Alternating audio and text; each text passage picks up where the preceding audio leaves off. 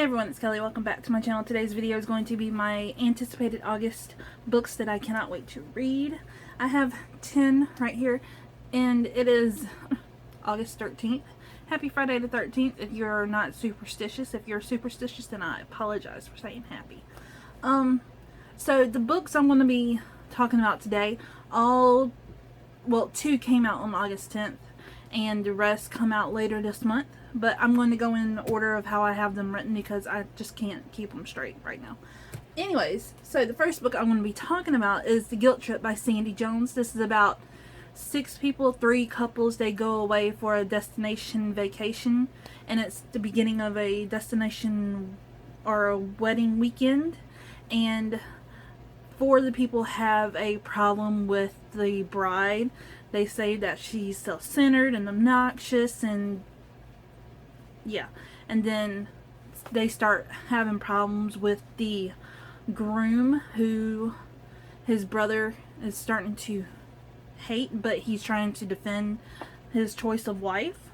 And then there's a fatal misunderstanding. So yeah, it's in the vein of The Other Woman. It's an explosive novel that will have readers gripped to the very last page, and it's 6 people on an island. That's what I'm getting from the cover. And this cover is very beautiful. And I've read recently a book that takes place on an island, or like a vacation getaway, and it wasn't what I expected. So I'm hoping that this gives me what I wanted from that other book. And the other book is The Last Resort by Susie Holiday, and I gave that a 3. So I'm hoping that this one delivers. I'm not having those same expectations, but I want it to be like a thriller. Next one comes out on August 17th. Same as The Guilt Trip. I didn't say that.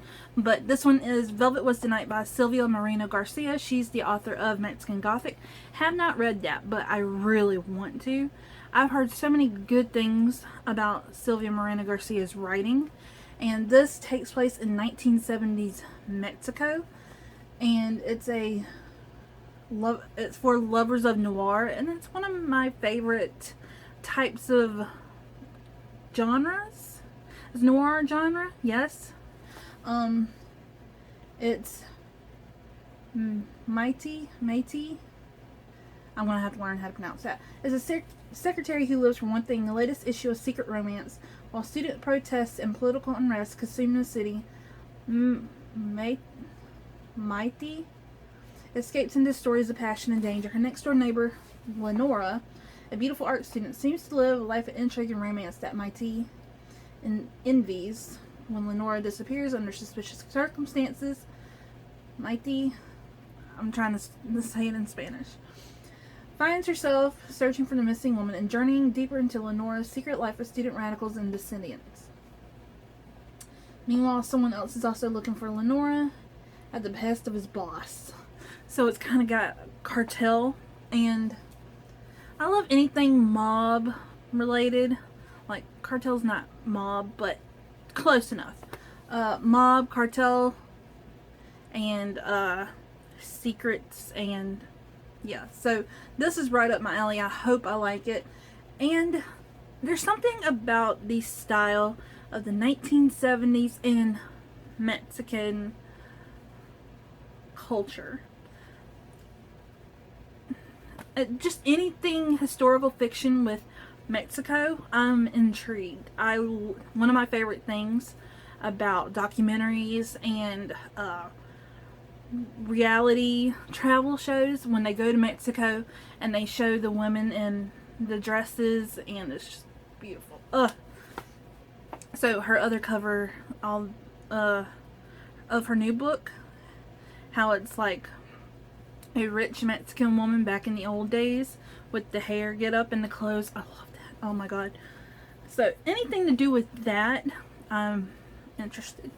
The third one that I'm really excited about, it's already out in stores, and it is In the Wild Light by Jeff Zentner. This is about 2 teenagers, Cash and Delaney. Cash has to dodge drug dealers, and he's mowing lawns for the summer while Delaney is working at Dairy Queen, and they get full rides to an elite prep school in Connecticut, and this is a young adult contemporary romance, and it takes place in an Appalachian small town. I live in a small town, so I feel that connection, and working at the local restaurant, I get that, and mowing lawns. So yeah, like I said, this is already out in stores. It came out August 10th, and Cash lost his mother to an opioid addiction, and his papa, that's my dad's name for grandpa. My dad is Papa, so, and his papa is dying slowly from emphysema. Dodging drug dealers and watching out for his best friend Delaney is second nature. I have a feeling that I will connect with this.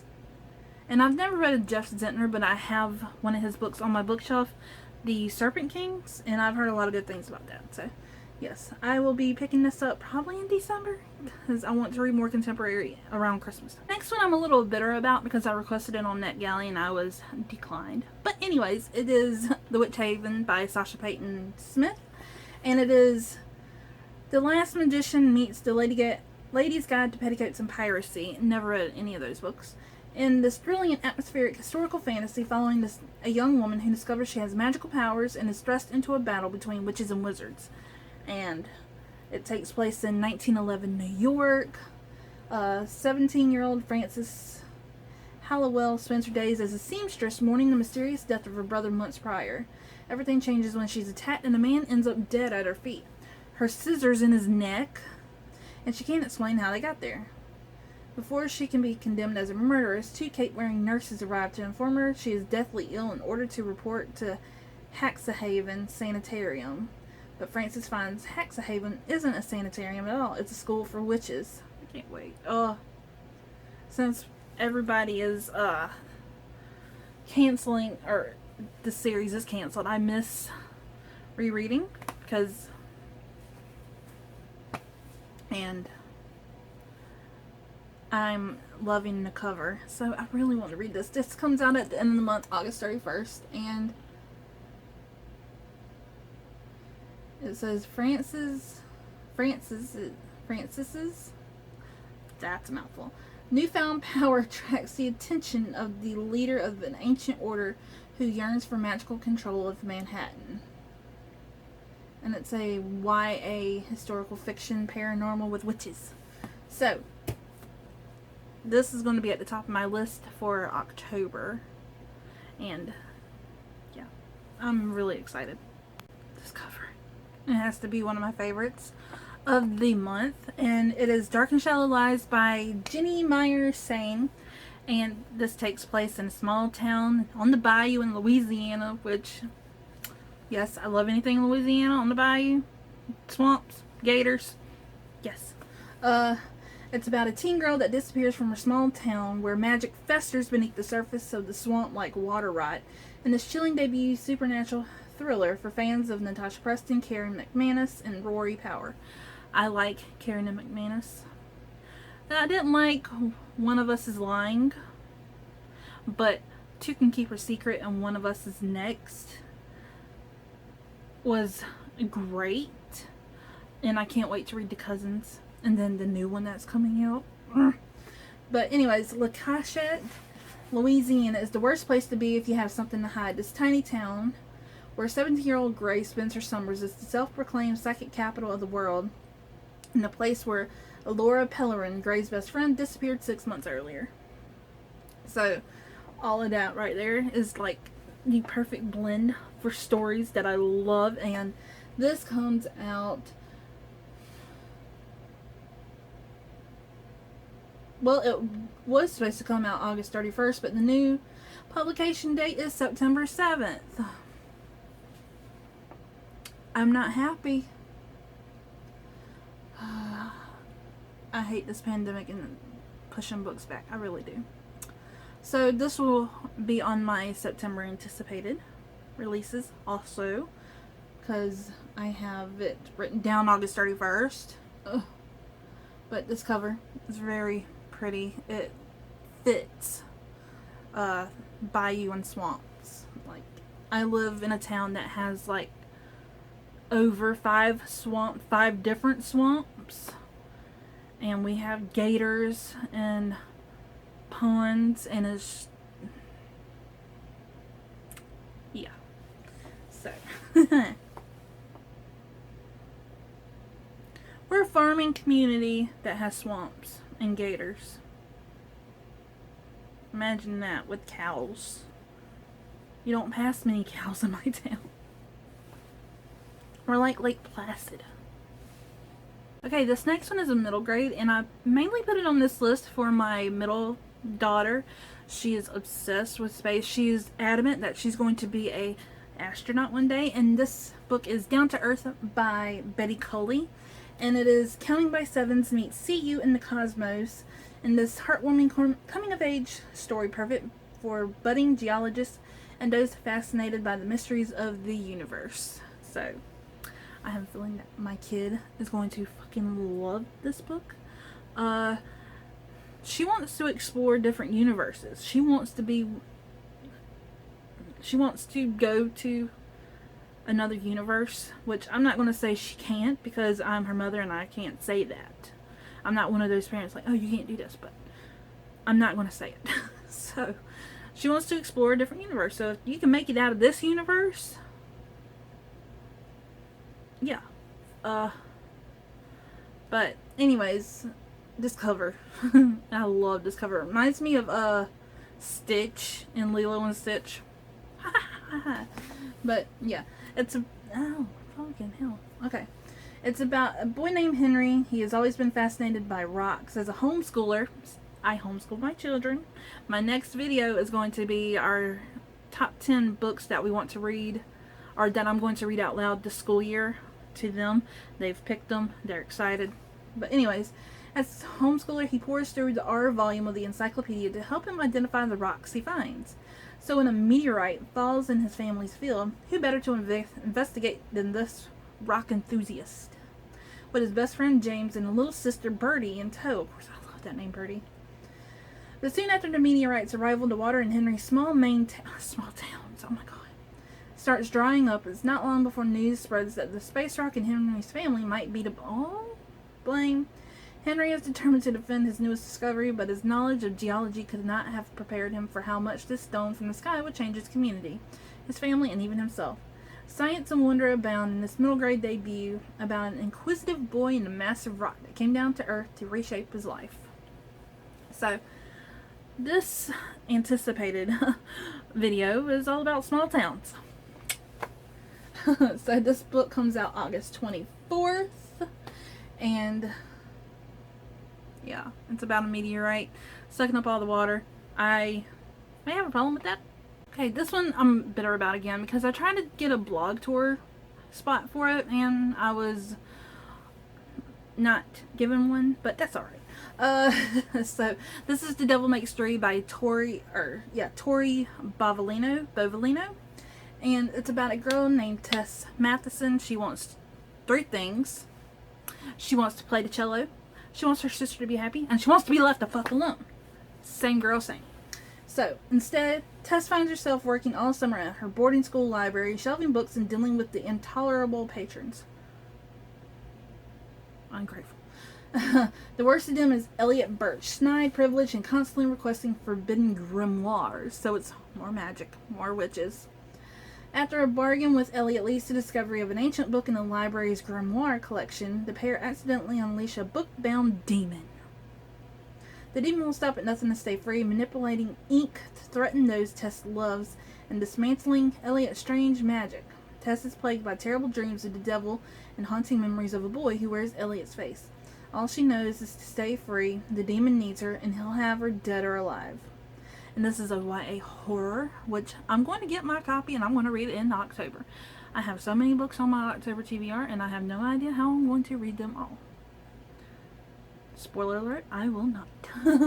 And this is already out August 10th. See, I went straight past September. Okay, the next one, the cover has what I love the most, and I'm always drawn to, something like a house or a mausoleum. But this is The Family Plot by Megan Collins, and I'm in love with this cover. Any cover that has houses and mausoleums, and yes. So this is about a girl named Dahlia Lighthouse. I love her last name. She's 26 and she has a lot to learn when it comes to the real world. Raised in a secluded island mansion, deep in the woods and kept isolated by her true crime-obsessed parents, she spent the last several years living on her own but unable to move beyond her past, especially the disappearance of her twin brother Andy when they were 16. With her father's death, Dahlia returns to the house she has avoided for years, but as the rest of the Lighthouse family arrives for the memorial, a gruesome discovery is made. Buried in the reserved plot is another body. His skull is split open with an axe. Each member of the family handles the revelation in unusual ways.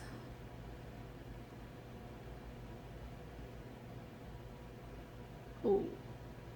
And it's like this mansion is like in a little jar. Look at it.